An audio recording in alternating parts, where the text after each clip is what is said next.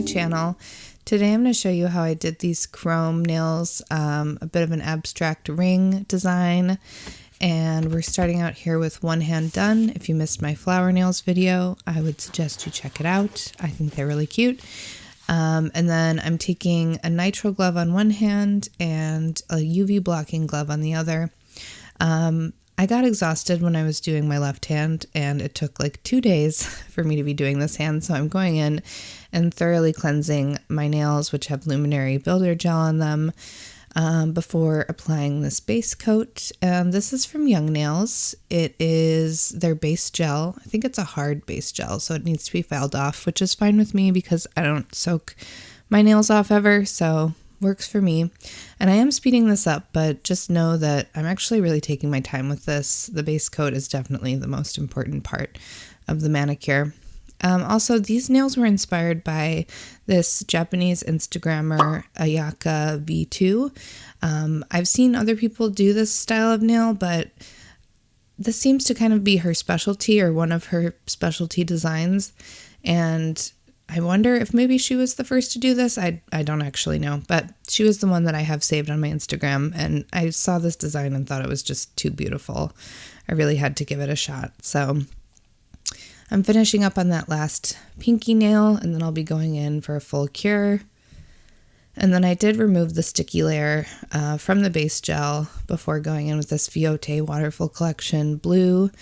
That's me looking for the number on the gel, which is WF11.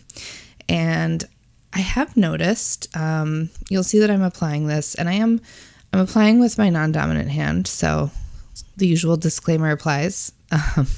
I'm not as good at it, but I noticed too that when I was editing my flower nails video, which used the same collection, that the polish is definitely a little bit thicker, and I think it's because thicker than I remembered. And I think it's because the room where I do nails is just freezing.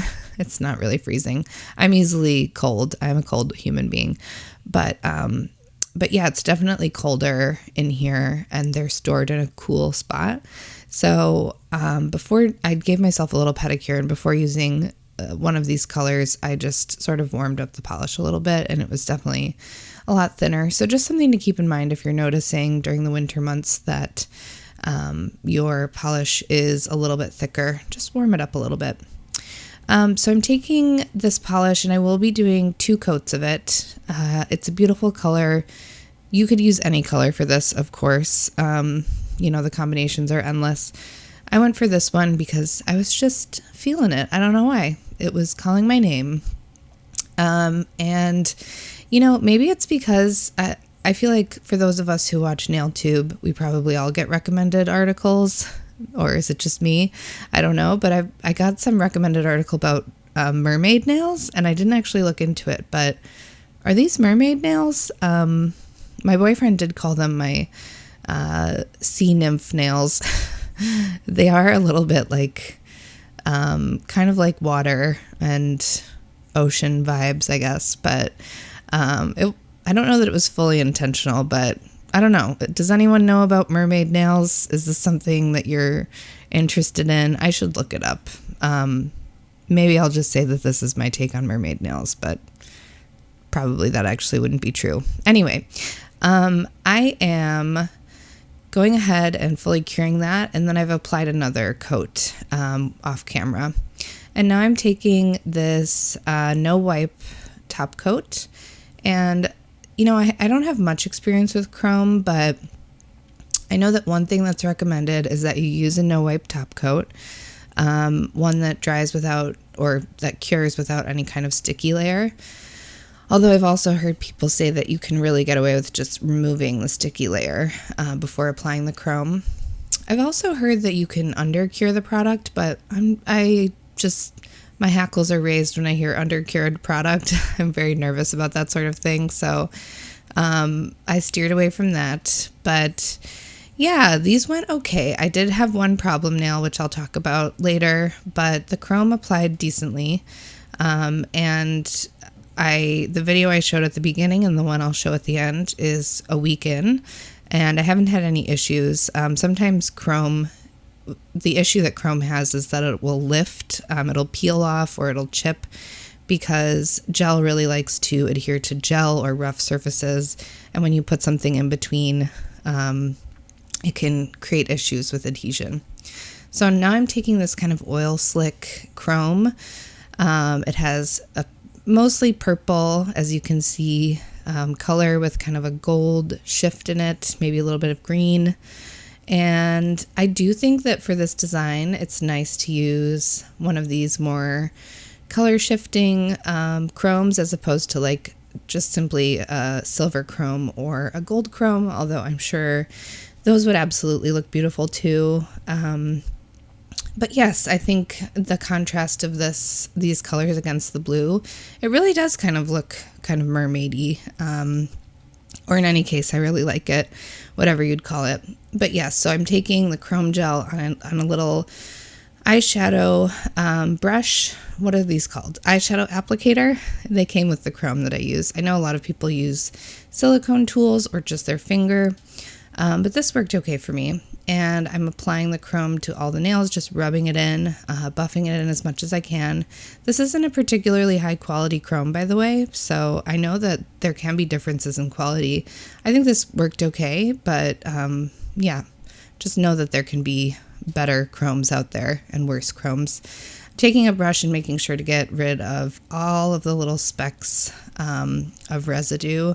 You have to do that, or else you can get little basically glitters into your top coat, and it just doesn't look quite right. In fact, when I fixed my pointer finger, that happened to it.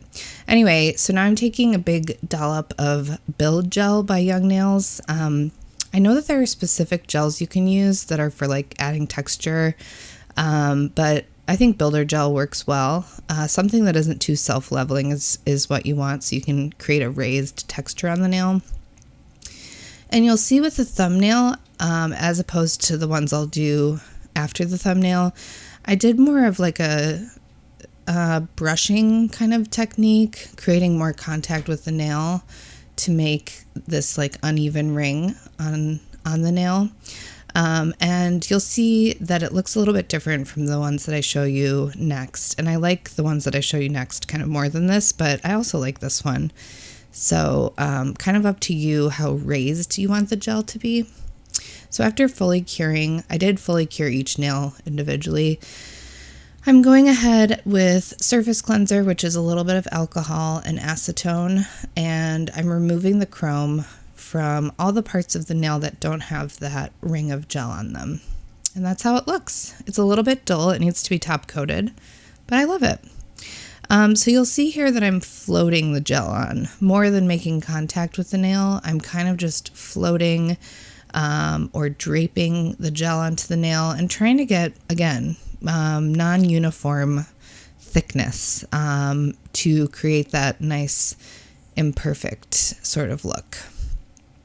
And you'll see I'm going in now again and removing the chrome here to reveal the shape that we have. And one thing to note is that basically these are like unfinished rings that don't connect fully around the nail. And I made sure to kind of alternate where the ring is disconnected, where there's a hole in the ring, basically. I think that adds to the look of the whole set together, so that it's not all sort of like a horseshoe shape on the nail. Sometimes the ring ends on the side, sometimes it ends at the top.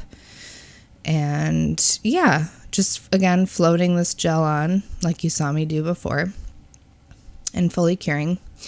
And one thing I'll say is that I had to take a break to eat lunch in between these, and the pointer finger popped off.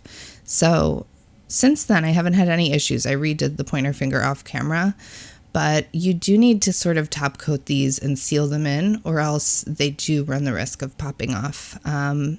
So yeah, fully curing those and removing the last little bit. And yeah, they look gorgeous. They do need top coat for sure. They don't, this builder gel doesn't cure shiny. You could probably use a builder gel that does cure without a sticky layer, a cure shiny, or some kind of texture gel that's meant for this sort of thing. But you can also go in and top coat them, and I'll show you how I ended up choosing to top coat them. I just love these though. They really, to me, like just scream Japanese nail art because of that sort of like imperfect look, kind of wabi-sabi. I don't really know if that's the accurate way to describe it. Just sort of finding beauty in like something that's imperfect and uneven and that sort of thing. Anyway, so now I'm taking the Izumi top coat in high, and I initially was just going over the rings because the whole nail underneath is top coated already. I was just going through the rings and top coating those, but I did eventually decide to really scrub the top coat in all over the nail, and I think that was the right decision. I think that kind of helped to seal in the chrome parts because on their own they don't necessarily want to stay stuck to the nail, but kind of covering them and then covering the area that surrounds them in gel, I think helped to really cap them in. So I would recommend doing that, but make sure you're not just flooding the nail with top coat. You want to be using a very light hand, and ideally use something that's a little bit thicker so it doesn't just kind of run and self-level really quickly. So yeah, you'll see that I'm doing that. We're about at the end here, so I just want to say thank you for watching. Please like, comment, and subscribe if you haven't already. I would totally appreciate that. We're fully cured, and then here is another look at the nails a week later. Doing great. I love them. I hope you love them, and I hope to see you soon. Bye-bye.